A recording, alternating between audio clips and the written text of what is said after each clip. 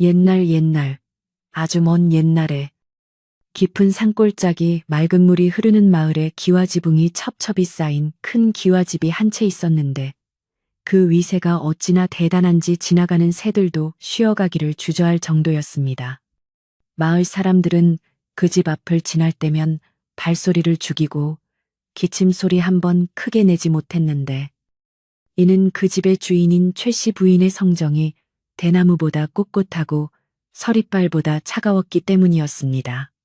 이 마을의 가을은 유난히 깊고 붉게 물들었지만 최 씨 부인의 집 담장 안으로는 늘 찬바람이 맴도는 듯 서늘한 기운이 감돌아 사람들은 그 집을 어려워하면서도 부러워하는 묘한 눈길로 바라보곤 했습니다. 최 씨 부인은 젊은 나이에 남편을 여의고 홀로 아들을 키우며 집안의 재산을 불리고 가문의 위엄을 지키는데 평생을 바친 여장부였으나 그만큼 남에게 보이는 체면과 격식을 목숨보다 더 중요하게 여기는 분이었습니다. 그녀는 집안의 문지방을 넘나드는 바람 한 점조차 자신의 허락 없이는 들어오지 못하게 할 만큼 철두철미했고 아랫사람들이 조금이라도 실수를 하면 그 불호령이 담장을 넘어 마을 어귀까지 들릴 정도였습니다.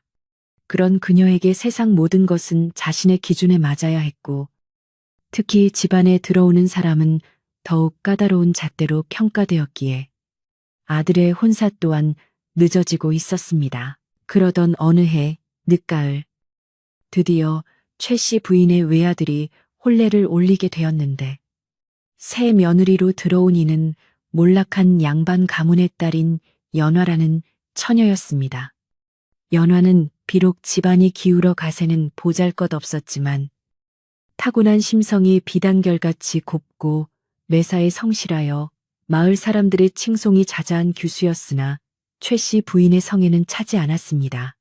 최 씨 부인은 며느리의 가문이 기울었다는 점을 내내 못마땅해하며 혼례 준비 과정에서도 사사건건 트집을 잡았지만 아들이 연화를 마음에 두고 있어 어쩔 수 없이 허락한 혼사였기에 그 심사가 뒤틀려 있었습니다.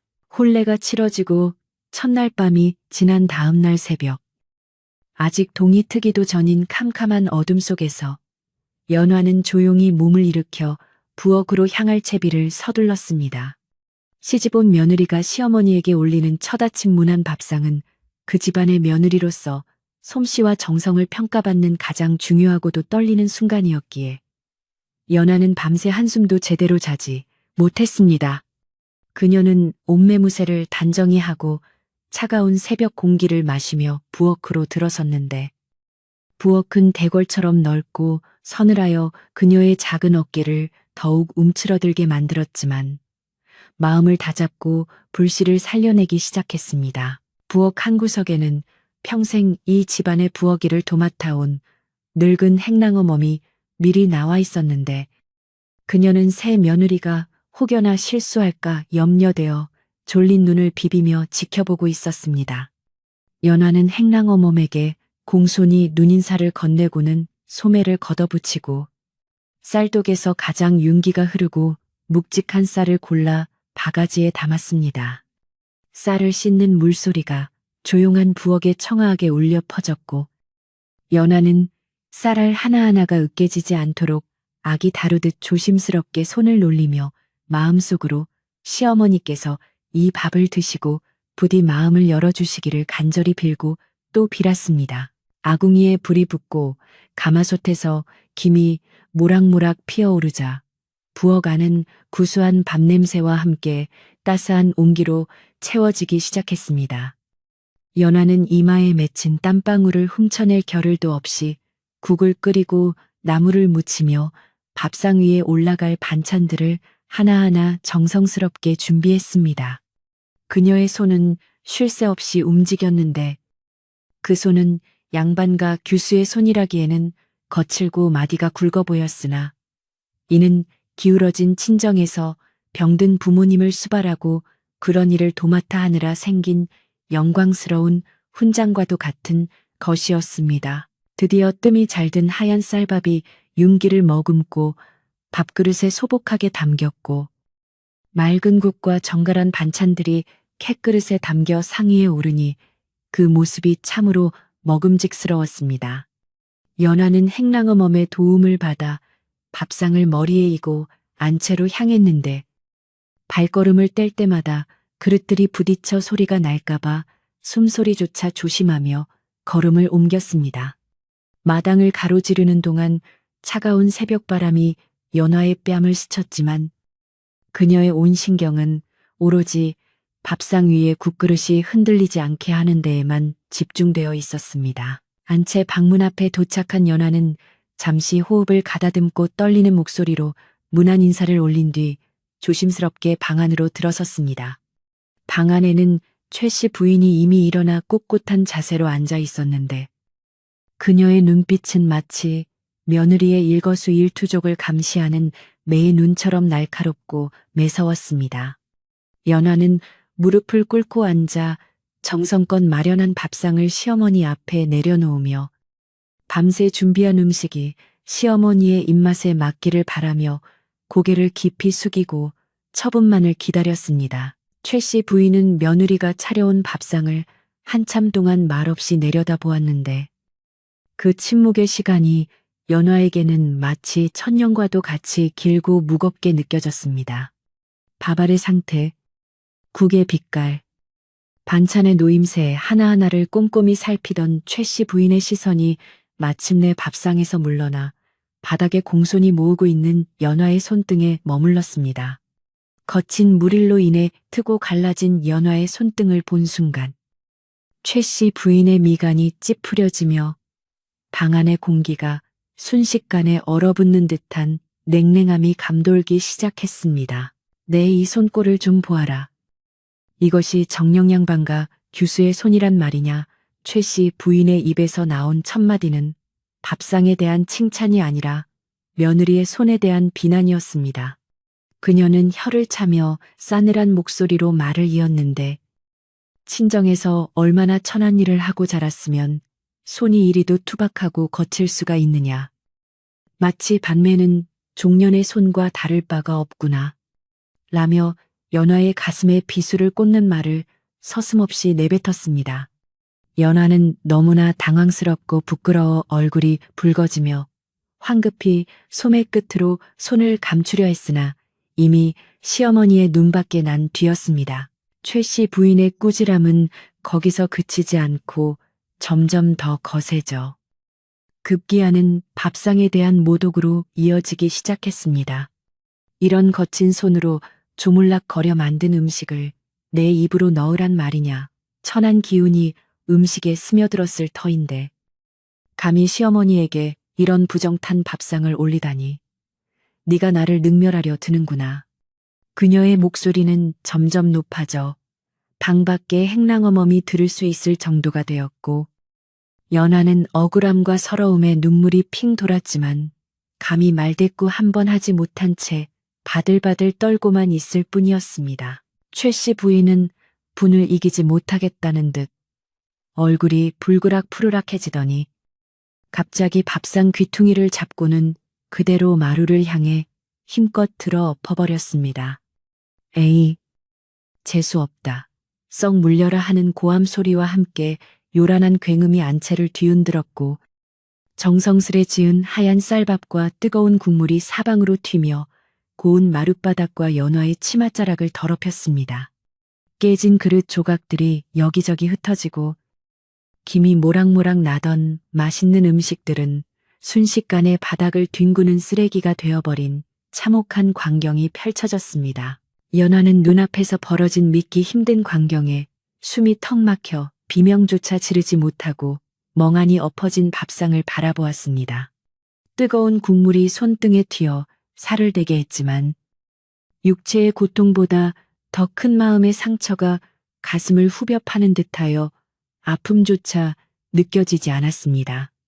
밤새 정성을 다해 준비한 밥상이 아니 시어머니를 향한 자신의 공경과 진심이 산산조각 나 바닥에 내동댕이 쳐진 것을 보며 연화는 억장이 무너져 내리는 듯한 슬픔을 느꼈습니다. 최 씨 부인은 엎어진 밥상을 보고도 분이 풀리지 않는지 싸늘한 눈빛으로 연화를 내려다보며 다시 한번 호통을 쳤습니다. 내 다시는 내 그 천한 손으로 지은 밥은 입에도 대지 않을 것이니 썩 나가서 꼴도 보이지 마라. 그 말은 갓 시집온 며느리에게 내리는 사형 선고나 다름없었고 연화는 쏟아지는 눈물을 참으며 황급히 몸을 숙여 깨진 그릇 조각과 흩어진 음식들을 주워 담기 시작했습니다. 손이 베이는 줄도 모르고 바닥을 치우는 그녀의 어깨가 가늘게 떨리고 있었지만 최 씨 부인은 고개를 돌려 외면할 뿐이었습니다. 방 밖에서 이 모든 소란을 듣고 있던 행랑어멈은 안타까움에 발을 동동 구르며 치마폭으로 입을 틀어막고 눈물을 훔쳤습니다. 그녀는 며느리의 손이 거친 이유가 병든 부모를 모시느라 효심 깊은 고생을 했기 때문임을 알고 있었지만 주인마님 앞에서는 감히 그 말을 꺼낼 수 없어 속만 태울 뿐이었습니다. 행랑어멈은 마음속으로 곡식에도 혼이 있어 쌀 한 톨도 귀하게 여겨야 하거늘 저리 귀한 밥상을 엎으셨으니 필시 무슨 탈이 나도 날 것인데 하며 불안한 예감을 지울 수 없었습니다. 연화가 눈물로 얼룩진 얼굴을 하고 깨진 그릇과 흙투성이가 된 밥알들을 치마폭에 담아 부엌으로 돌아오자 부엌 안은 침울한 공기로 가득 찼습니다. 그녀는 수도가에 주저앉아 더럽혀진 밥알들을 물로 씻어내며 하염없이 눈물을 흘렸고 그 모습을 지켜보던 부엌 식구들 모두가 숨을 죽이고 숙연해졌습니다. 이날 아침 최 씨 부인의 안채에서 일어난 소동은 바람을 타고 담장을 넘어 마을 사람들의 귀에도 들어갔고 사람들은 혀를 차며 최 씨 부인의 지나친 처사를 비난하면서도 닥쳐올 불길한 기운을 걱정하기 시작했습니다. 그날 이후 최 씨 부인의 집안에는 묘한 적막과 긴장감이 감돌았는데 이는 마치 폭풍우가 몰아치기 전에 고요함과도 같았습니다. 최 씨 부인은 자신이 뱉은 말대로 며느리가 근처에도 오지 못하게 엄명을 내리고는 다른 하인들에게 밥상을 차려오게 했으나 그녀의 마음 한구석에는 왠지 모를 찝찝함이 가시처럼 박혀 있었습니다.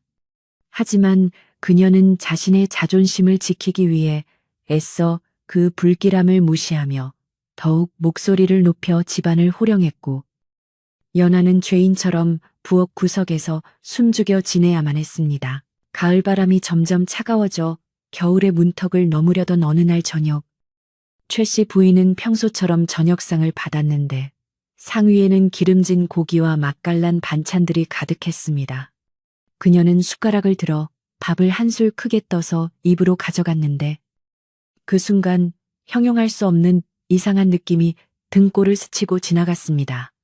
아무 일도 없을 것이라 믿었던 최 씨 부인의 오만함 위에 보이지 않는 인과응보의 그림자가 서서히 아주 서서히 들이우기 시작한 것이었습니다. 최 씨 부인이 숟가락을 들어 윤기가 흐르는 하얀 쌀밥을 한 입 가득 넣고 씹으려던 찰나 입안에서 우지끈하는 소리와 함께 돌을 씹은 듯한 끔찍한 충격이 턱을 강타했습니다. 그녀는 비명을 지르며 입안에 음식물을 뱉어냈는데 바닥에 떨어진 것은 분명 부드러운 쌀밥이었음에도 불구하고 그녀의 치아는 마치 강도를 씹은 것처럼 얼얼하고 욱신거려 견딜 수가 없었습니다.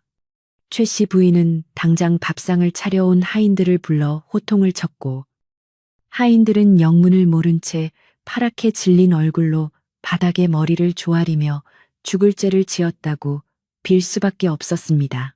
하인들은 황급히 밥상을 물리고 새로 밥을 지어 올렸는데 이번에는 쌀을 씻을 때 돌을 골라내기 위해 눈에 불을 켜고 몇 번이나 조리를 흔들어 확인했습니다.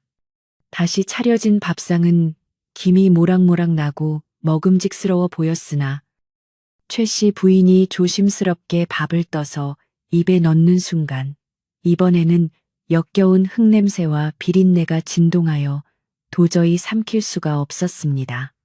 그것은 마치 갓 지은 밥이 아니라 진흙 구덩이에서 퍼온 흙탕물을 머금은 듯했고 최 씨 부인은 구역질을 하며 수저를 내던지고 말았습니다. 이 기이한 일은 그날 저녁으로 끝나지 않고 다음날 아침, 그리고 점심까지 계속 이어져 최 씨 부인을 공포와 굶주림으로 몰아넣기 시작했습니다. 아무리 최고급 쌀로 정성을 다해 밥을 지어도 최 씨 부인의 입에만 들어가면 밥알이 모래알처럼 서걱거리거나 썩은 내가 진동하여 목구멍으로 넘길 수가 없었던 것입니다.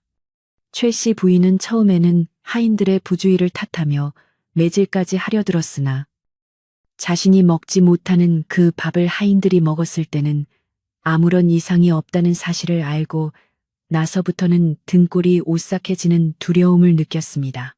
최 씨 부인은 이 모든 궤변이 며느리 연화가 앙심을 품고 자신에게 요술을 부리거나 저주를 퍼부었기 때문이라고 굳게 믿기 시작했습니다.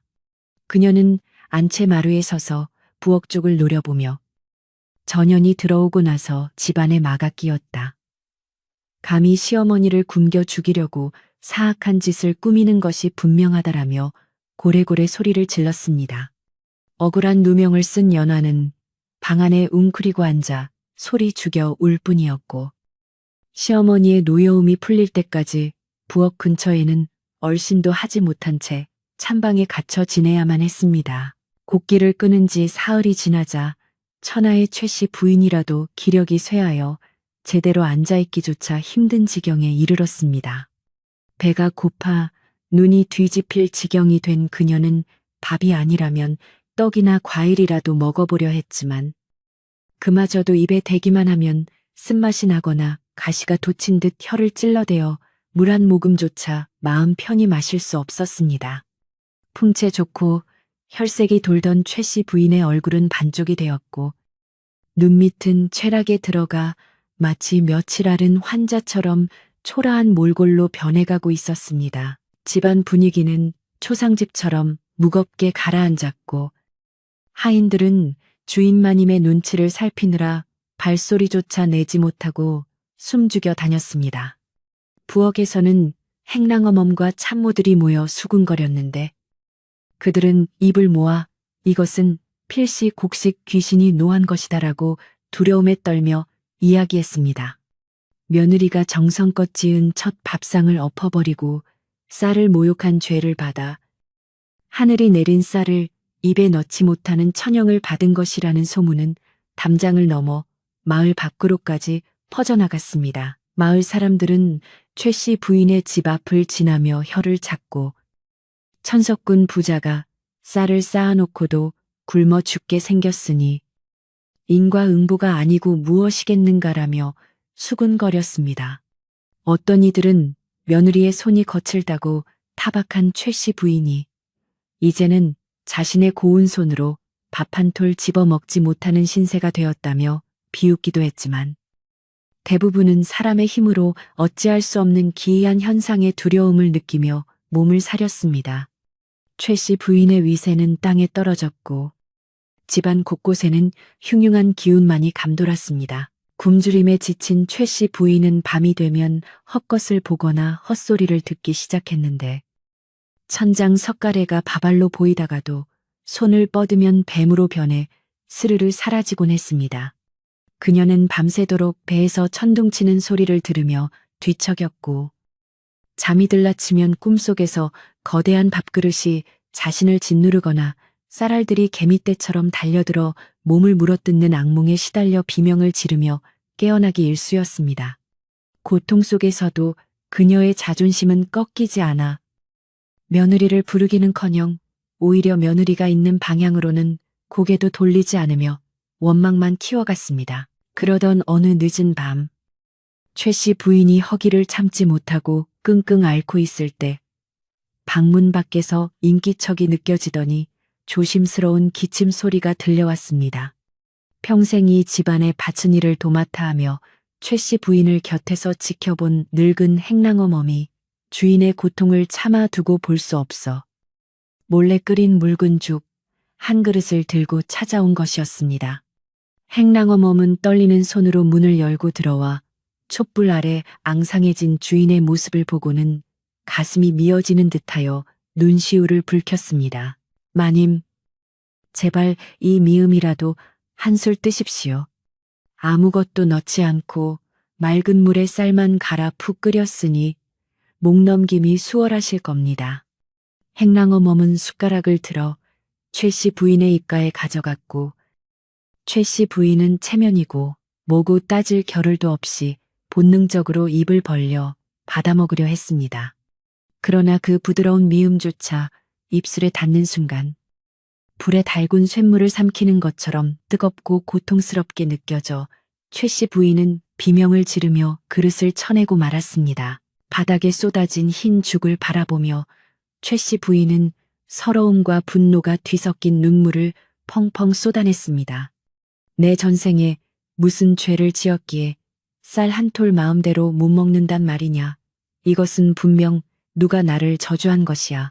그녀가 가슴을 치며 통곡하자 행랑어멈은 무릎을 꿇고 앉아 조심스럽게 하지만 단호한 목소리로 입을 열었습니다.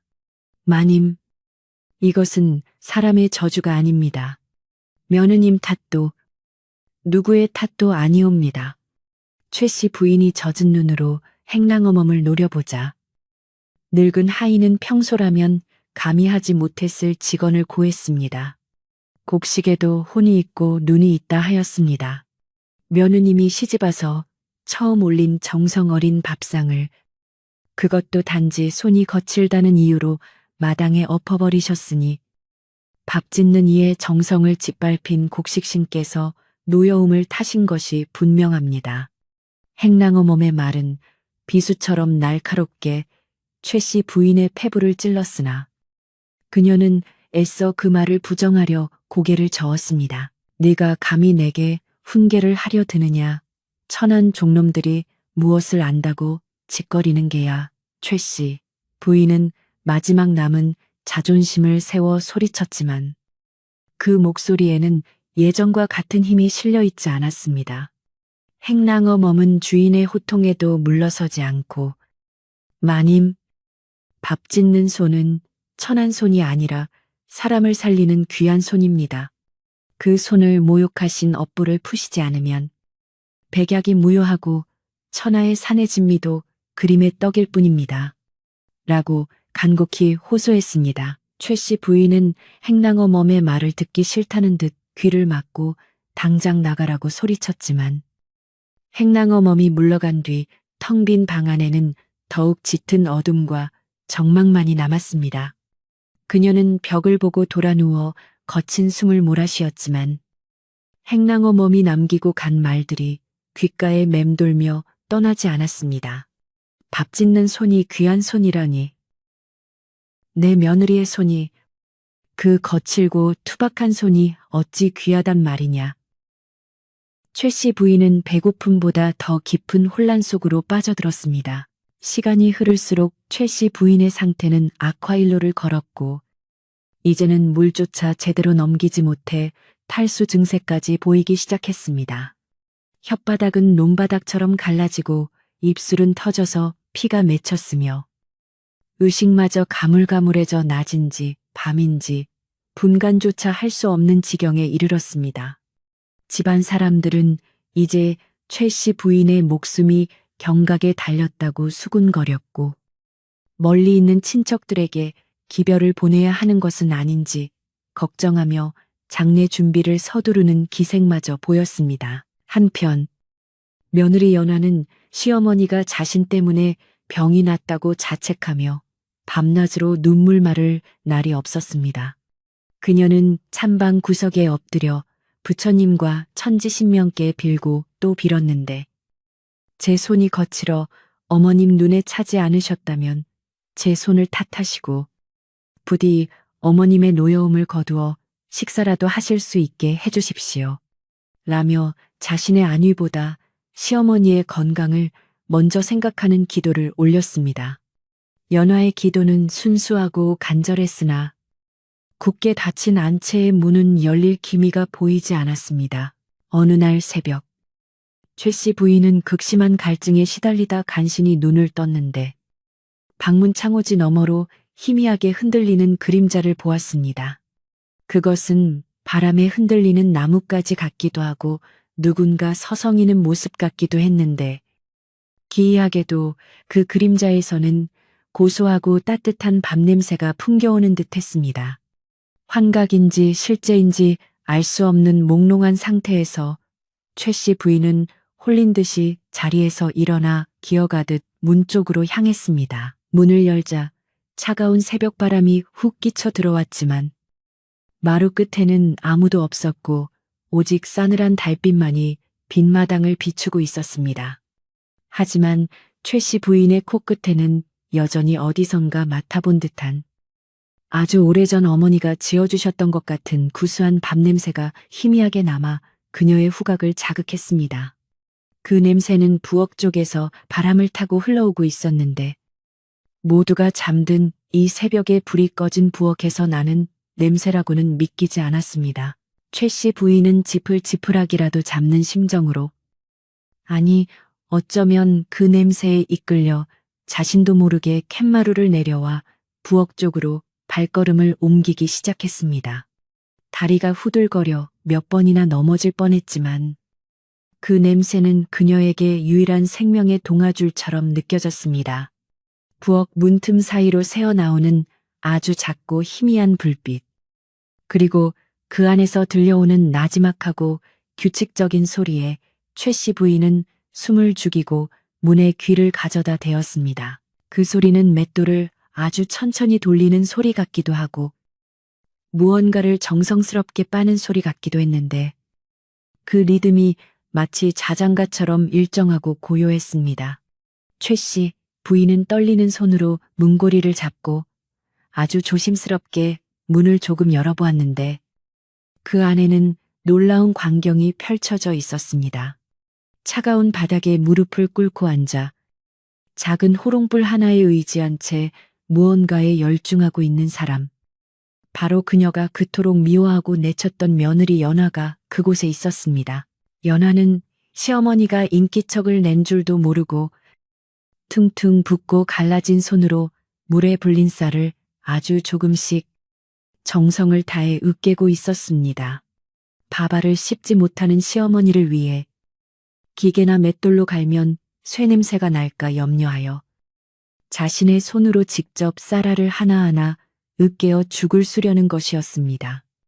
연화의 손등은 찬물에 젖어 붉게 부르터 있었고 손가락 마디마디에는 피가 배어 나와 있었지만 그녀의 표정은 마치 불공을 들이는 승려처럼 경건하고 간절해 보였습니다. 최 씨 부인은 그 모습을 보고 숨이 팠는 듯한 충격을 받았습니다. 자신이 천한 것들이나 만지는 더러운 손이라고 비난했던 그 손이 지금 자신을 살리기 위해 가장 고통스럽고 힘든 작업을 묵묵히 해내고 있었기 때문입니다. 그 순간 최 씨 부인의 텅 빈 뱃속이 아니라 텅 비어버린 가슴 속에서 무언가 뜨거운 것이 울컥 치솟아 오르는 것을 느꼈습니다. 그것은 며칠간 겪었던 굶주림의 고통과는 비교할 수 없는 영혼을 뒤흔드는 거대한 파동이었습니다. 최 씨 부인은 부엌 문틈으로 새어나오는 희미한 불빛 아래서 피 맺힌 손으로 쌀을 갈고 있는 며느리의 모습을 본 순간 가슴 깊은 곳에서 태산이 무너지는 듯한 충격과 함께 다리에 힘이 풀려 그 자리에 주저앉고 말았습니다. 며느리 연화의 손은 차가운 물에 불어 터지고 돌에 긁혀 성한 곳이 없었지만 그 손놀림은 마치 불상 앞에 향을 올리는 승려처럼 경건하고 조심스러워 보는 이로 하여금 숨조차 크게 쉴 수 없게 만들었습니다. 최 씨 부인은 자신이 그토록 천하다고 비웃었던 그 손이 사실은 자신을 살리기 위해 제 살을 깎아내는 고통을 감내하고 있다는 사실에 말로 형용할 수 없는 부끄러움과 회한이 밀려와 입을 틀어막고 소리 없는 우열을 토해냈습니다. 하지만 며칠간 곡기를 끊어 쇠약해질 대로 쇠약해진 최 씨 부인의 몸은 더 이상 그 충격을 감당할 수 없어 그녀는 혼절하듯 마루에 쓰러졌고 겨우 정신을 부여잡아 엉금엉금 기어서 안방으로 돌아와야 했습니다. 자리에 눕자마자 고열이 들불처럼 온몸으로 퍼져나갔고 현실과 꿈의 경계가 무너지면서 그녀는 깊고 어두운 심연 속으로 빨려 들어가는 듯한 아득한 느낌을 받았습니다. 천장은 빙글빙글 돌고 벽에서는 기괴한 그림자들이 춤을 추었으며 귓가에는 알 수 없는 웅웅거림이 들려와 그녀를 공포의 도가니로 몰아넣었습니다. 비몽사몽간에 최 씨 부인은 자신이 끝도 보이지 않는 황량한 벌판에 홀로 서 있는 꿈을 꾸었는데 그곳은 풀 한 폭이 자라지 않는 메마른 땅이었고 살을 애는 듯한 칼바람만이 휘몰아치고 있었습니다. 그녀는 얇은 소복 하나만을 걸친 채 추위와 배고픔에 떨며 어디로 가야 할지 몰라 헤매고 있었는데 아무리 걸어도 인간은 보이지 않고 사방에는 굶어 죽은 귀신들의 통곡 소리만이 바람에 실려 들려올 뿐이었습니다. 배가 등가죽에 붙을 정도로 극심한 허기가 몰려와 흙이라도 집어먹고 싶은 심정이었으나 손에 잡히는 것은 오로지 차가운 돌덩이와 마른 모래뿐이었습니다. 꿈속의 최 씨 부인은 허기짐에 못 이겨 바닥에 엎드려 울부짖으며 제발 밥 한 덩이만 달라고 애원했지만 지나가는 바람조차 그녀를 비웃는 듯 차갑게 스쳐 지나갈 뿐 아무도 거들떠보지 않았습니다.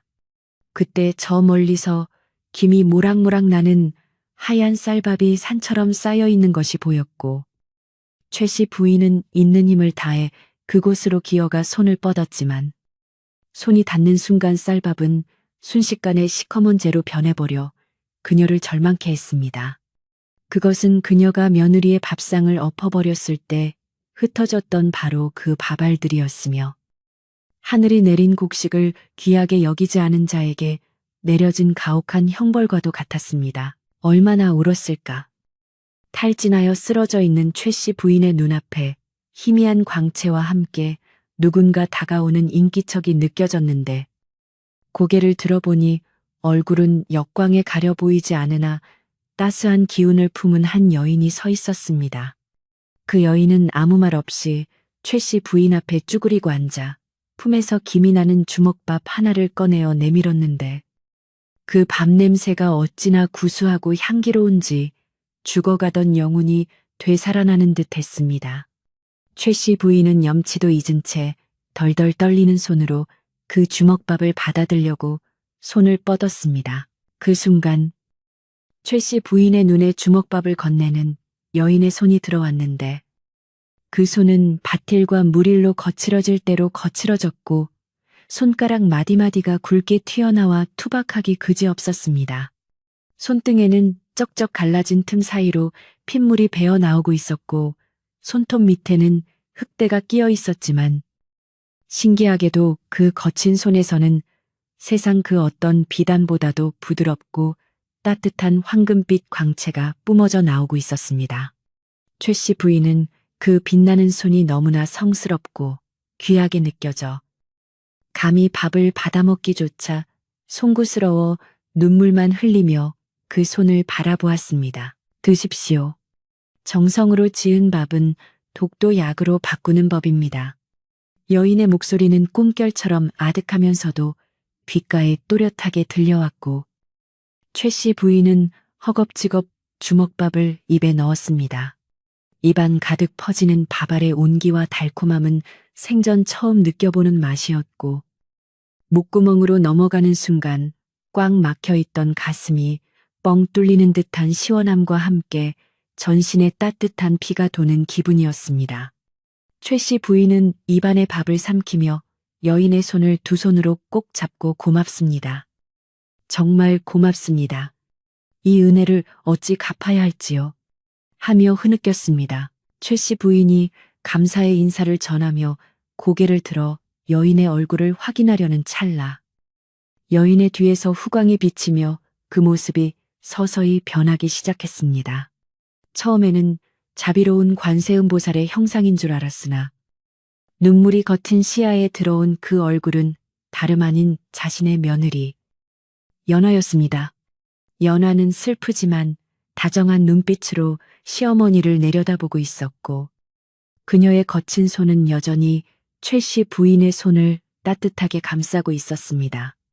최 씨 부인은 아가하고 외치며 손을 뻗었으나 연화의 모습은 안개처럼 흩어지고 그녀는 꿈에서 깨어났습니다. 눈을 뜨니 방 안에는 새벽의 푸르스름한 기운이 감돌고 있었고 최 씨 부인의 베개는 밤새 흘린 식은땀과 눈물로 흠뻑 젖어 있었습니다. 꿈인지 생시인지 분간이 가지 않아 멍하니 천장을 바라보고 있는데 어디선가 꿈속에서 들었던 것과 똑같은 규칙적이고 나지막한 소리가 들려왔습니다. 그것은 부엌에서 들려오는 맷돌 가는 소리였고 뒤이어 간절한 기도 소리가 바람을 타고 방문 틈으로 스며들어왔습니다. 최 씨 부인은 숨을 죽이고 그 소리에 귀를 기울였습니다. 비나이다. 비나이다. 천지 신명님께 비나이다. 시어머님의 병환이 깊어 물 한 모금 넘기지 못하고 계시니 이 못난 며느리의 정성을 보아서라도 부디 노여움을 거두어 주시옵소서. 연화의 목소리는 갈라지고 쉬어 있었지만 그 안에 담긴 진심은 새벽 공기를 가르고 하늘에 닿을 듯이 맑고 뚜렷했습니다. 제 손이 거칠어 어머님 마음을 상하게 해드렸다면 제 손을 가져가시고 제 정성이 부족하여 곡식신이 노하셨다면 제 목숨을 가져가시되 부디 어머님만은 쾌차하게 해주십시오. 며느리의 기도는 원망이나 억울함은 티끌만큼도 섞이지 않은 오로지 시어머니를 살리겠다는 일념 하나로 가득 찬 순백의 호소였습니다. 그 소리를 듣는 최 씨 부인의 가슴은 쇠망치로 얻어맞은 듯 쿵 내려앉았고 며칠간 굳게 닫혀있던 마음의 빗장이 와르르 무너져 내리는 소리가 들리는 듯 했습니다. 자신이 며느리를 구박하고 굶길 때 며느리는 차가운 부엌 바닥에서 시어머니를 위해 자신의 수명까지 내놓으며 빌고 있었던 것입니다. 최 씨 부인은 자신의 두 손을 눈앞에 들어 올려 물끄러미 바라보았습니다. 평생 험한 일이라고는 해본 적 없이 곱게 자라 주름 하나 없이 매끄럽고 하얀 손이었지만 지금 보니 그 손은 핏기 없이 창백하고 무력하기 짝이 없어 보였습니다. 이 고운 손으로 나는 평생 무엇을 했더냐.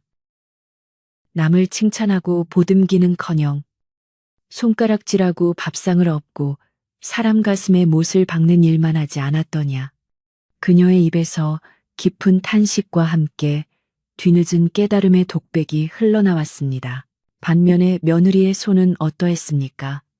밭을 갈아 곡식을 심고 비바람을 막아 집을 건사하며 병든 부모의 대소변을 받아내고 이제는 시어머니를 살리기 위해 피를 흘리며 쌀을 갈고 있는 그 거친 손이야말로 진정으로 아름답고 고귀한 손이 아니었을까요? 최 씨 부인은 천한 손과 귀한 손의 기준이 껍데기에 고음에 있는 것이 아니라 그 손이 행하는 마음의 깊이에 있다는 것을 뼈저리게 깨달았습니다. 그녀의 오만과 편견이 스스로의 눈을 가리고 입을 막아 그토록 귀한 보석을 돌멩이 취급했다는 사실에 쥐구멍이라도 찾고 싶은 심정이었습니다. 그때 부엌 쪽에서 달그락거리는 소리가 멈추고 조심스러운 발걸음 소리가 마루를 향해 다가왔습니다. 잠시 후 방문 앞에서 며느리의 떨리는 목소리가 들려왔습니다. 어머님, 기침하셨는지요? 밤새 몸은 좀 어떠신지요? 미음이 다 되어 가져왔습니다. 예전 같으면 불호령을 내리거나 쳐다보지도 않았을 테지만 최 씨 부인은 이번에는 아무런 대꾸도 하지 않고 가만히 문 쪽을 응시했습니다. 마음속에서는 당장 들어오라 하고 싶었으나 죄책감과 부끄러움이 앞서 목소리가 나오지 않았기 때문입니다. 대답이 없자 연화는 포기하고 돌아가려나 싶었지만 잠시 후 문이 조용히 열리며 며느리가 고개를 숙인 채 들어왔습니다. 연화의 모습은 말이 아니었습니다. 며칠 밤을 새운 탓에 눈은 찌타고 입술은 부르터 있었으며 소매 끝에는 쌀을 갈다 튄 핏자국이 희미하게 남아 있었습니다. 그러나 그녀가 들고 있는 작은 소반 위에는 티끌 하나 없이 맑고 뽀얀 미음 한 그릇이 김을 모락모락 피우며 정갈하게 놓여 있었습니다. 그것은 단순한 음식이 아니라 며느리의 피와 땀, 그리고 시어머니를 향한 지극한 효심이 응축된 결정체였습니다. 연하는 최 씨 부인의 눈치를 살피며 조심스럽게 소반을 머리맡에 놓고 물러나 앉아 큰 절을 올렸습니다.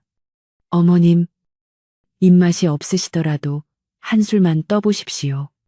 쌀알을 아주 곱게 갈아 체에 받쳐서 목에 걸리는 것이 없을 것입니다. 연화의 목소리는 두려움에 떨고 있었지만 시어머니가 제발 한 입이라도 먹어주기를 바라는 간절함이 배어 있었습니다. 최 씨 부인은 그런 며느리를 물끄러미 바라보다가 천천히, 아주 천천히 몸을 일으켜 앉았습니다. 몸을 일으키는 것조차 힘겨워 비틀거리는 시어머니를 보고 연화가 화들짝 놀라 부축하려 다가왔지만 최 씨 부인은 손을 들어 제지했습니다. 그리고는 떨리는 손을 뻗어 며느리의 손을, 그토록 혐오하며 내쳤던 그 거칠고 상처투성이인 손을 덥석 잡았습니다. 연화는 깜짝 놀라 몸을 움츠리며 손을 빼려 했으나 최 씨 부인의 손아귀 힘은 병자라고는 믿기지 않을 만큼 단단하고 따뜻했습니다. 아, 어머님, 제 손이 더러워.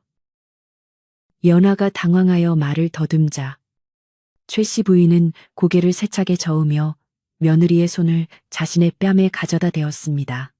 거친 손바닥이 야윈 뺨에 닿자 까칠한 감촉이 느껴졌지만 최 씨 부인에게는 그 감촉이 세상 어떤 비단보다도 포근하고 안락하게 느껴졌습니다.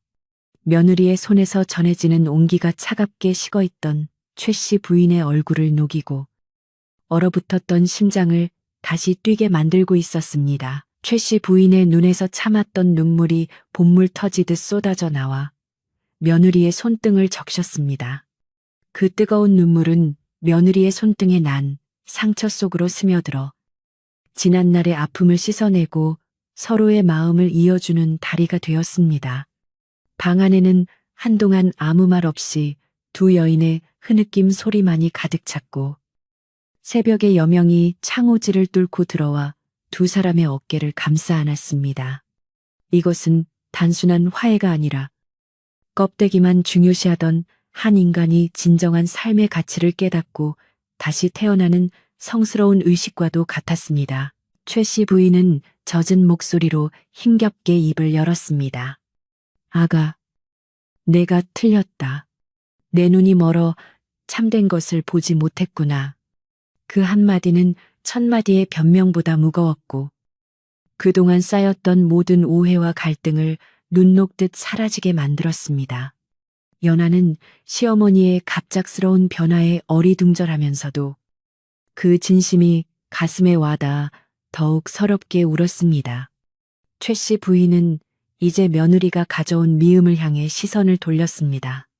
전처럼 역겨운 냄새나 돌 씹는 소리가 날까 두려운 마음이 아주 없지는 않았지만 며느리의 저 귀한 손으로 만든 음식이라면 독이라도 달게 마시겠다는 각오가 서 있었습니다. 최 씨 부인은 떨리는 손으로 숟가락을 들어 미음을 한술 떴습니다. 뽀얀 미음 위로 연하의 정성이 아른거리는 듯 했습니다. 그녀가 숟가락을 입으로 가져가는 순간 방 안의 공기조차 숨을 죽이고 그 결과를 지켜보는 듯 고요해졌습니다. 이것은 단순히 배를 채우는 행위가 아니라 하늘이 내린 벌을 뉘우침으로 씻어내고 다시 곡식의 축복을 받을 수 있을지를 판가름하는 운명의 순간이었습니다. 최 씨 부인의 떨리는 손에 들린 숟가락이 입술에 닿는 그 짧은 순간은 지켜보는 이들에게는 마치 영겁의 시간처럼 길게 느껴졌습니다.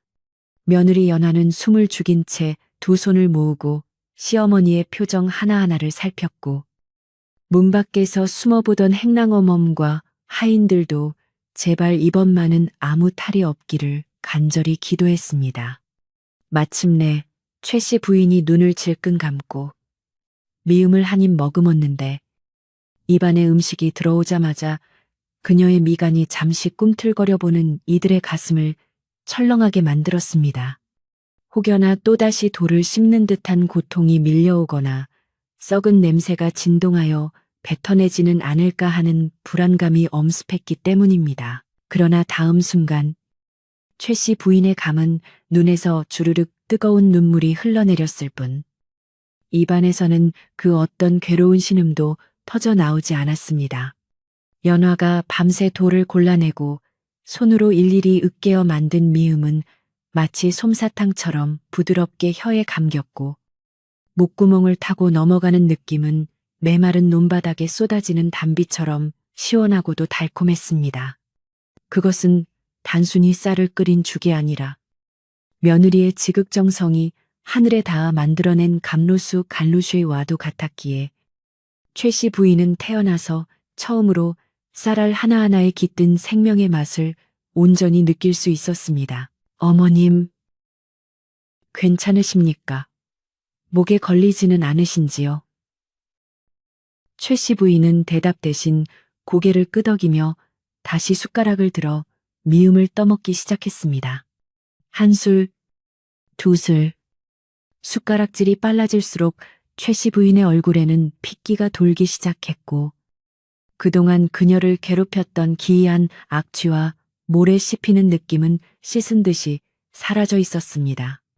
며느리의 거친 손을 천하다 욕하며 내쳤을 때는 밥이 독이 되어 돌아왔으나 그 손을 잡고 진심으로 참회하며 눈물을 흘리자 비로소 곡식신이 노여움을 거두고 다시 밥을 허락한 것이었습니다. 최 씨 부인은 바닥을 드러낸 그릇을 내려놓으며 긴 한숨을 내쉬었는데 그것은 배부름의 탄식이 아니라 지난날의 어리석음을 털어내는 안도의 숨결이었습니다.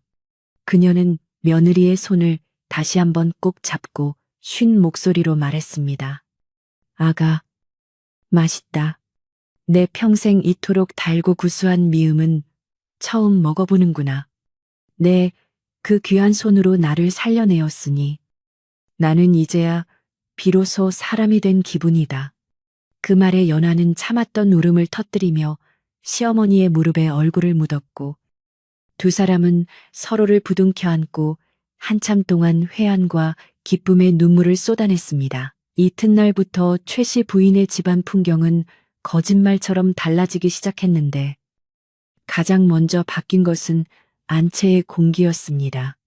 며칠 전만 해도 찬바람이 쌩쌩 불고 고성만 오가던 방 안에는 이제 따뜻한 온기와 도란도란 이야기 소리가 끊이지 않았습니다. 최 씨 부인은 아직 기력이 완전히 회복되지 않았음에도 불구하고 며느리가 부엌에 들어갈 때면 행랑어 멈을 시켜 아가 물이 차니 손 시리지 않게 데워 쓰거라 하며 살뜰히 챙겼고 연화가 올리는 밥상 앞에서는 항상 경건한 마음으로 수저를 들며 잘 먹겠다. 고맙다는 인사를 잊지 않았습니다. 최 씨 부인의 병이 씻은 듯이 낫고 입맛이 돌아왔다는 소식은 삽시간에 집안 전체로 퍼져나가 하인들의 얼굴에도 안도의 빛이 돌고 웃음꽃이 피어났습니다. 주인마님이 며느리의 정성으로 완쾌하셨다는 이야기는 그동안의 흉흉했던 소문을 잠재우기에 충분했고 하인들은 역시 며느님 효성이 지극하여 하늘도 감동하신 게야라며 연화를 칭송했습니다. 최 씨 부인은 몸을 추스르자마자 가장 먼저 집안 사람들을 모두 마당에 불러 모았는데 그녀의 표정은 예전의 독하고 매서운 기색은 온데간데 없고 온화하고 넉넉한 기품이 흐르고 있었습니다. 마당에 모인 하인들과 며느리 앞에서 최 씨 부인은 헛기침을 한 번 하더니 품속에서 무언가를 꺼내어 들었습니다. 그것은 바로 이 집안의 모든 재산과 살림을 관장하는 곳간 열쇠 꾸러미였습니다. 평생 자신의 권력과 자존심의 상징처럼 여겨 단 한 번도 남의 손에 맡긴 적 없던 그 열쇠를 최 씨 부인은 며느리 연화의 앞으로 다가가 조용히 내밀었습니다. 마당에 있던 모든 사람들이 놀라 숨을 멈추었고 연화 또한 당황하여 어쩔 줄 몰라 하며 뒷걸음질 쳤습니다. 어머님, 이것은 당치 않습니다. 저는 아직 어리고 부족하여 감히 집안의 대소사를 맡을 그릇이 못 됩니다. 연화가 손사래를 치며 거절하자 최 씨 부인은 인자한 미소를 지으며 며느리의 투박한 손을 잡아 그 위에 열쇠 꾸러미를 쥐어 주었습니다. 아니다.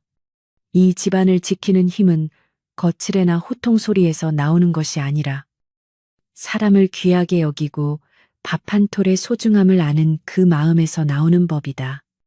너의 그 거칠고 따뜻한 손이야말로 우리 가문을 일으키고 지켜낼 진짜 주인의 손이다.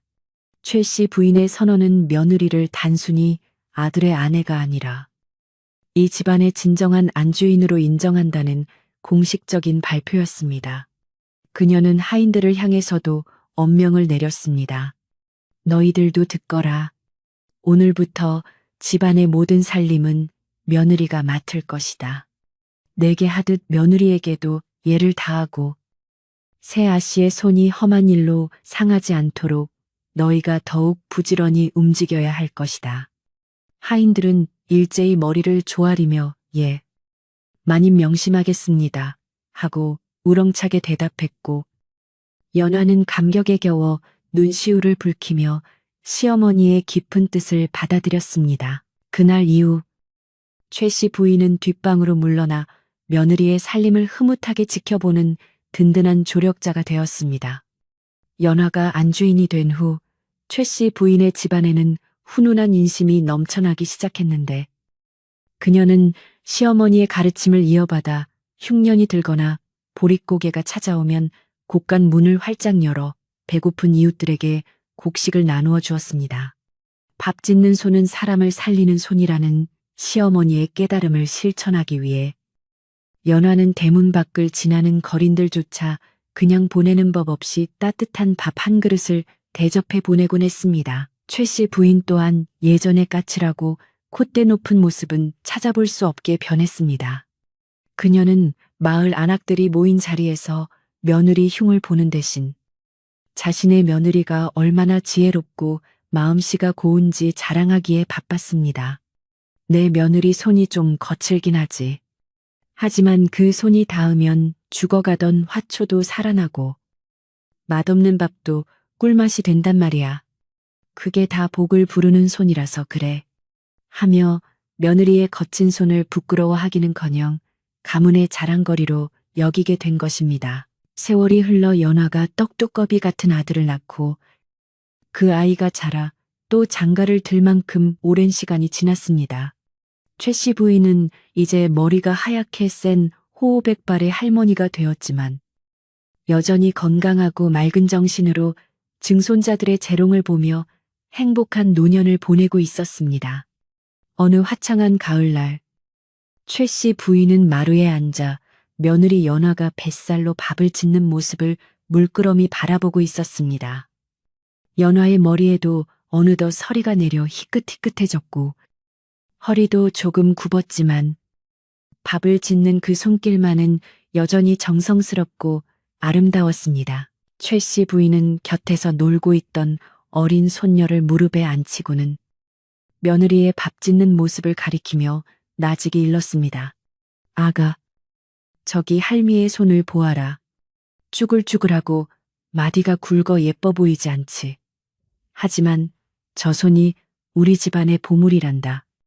예쁜 비단옷을 입고 가만히 앉아있는 손보다 흙을 만지고 물을 묻혀가며 식구들 배를 불리는 저 손이 세상에서 제일 귀하고 예쁜 손이라는 것을 잊지 말거라.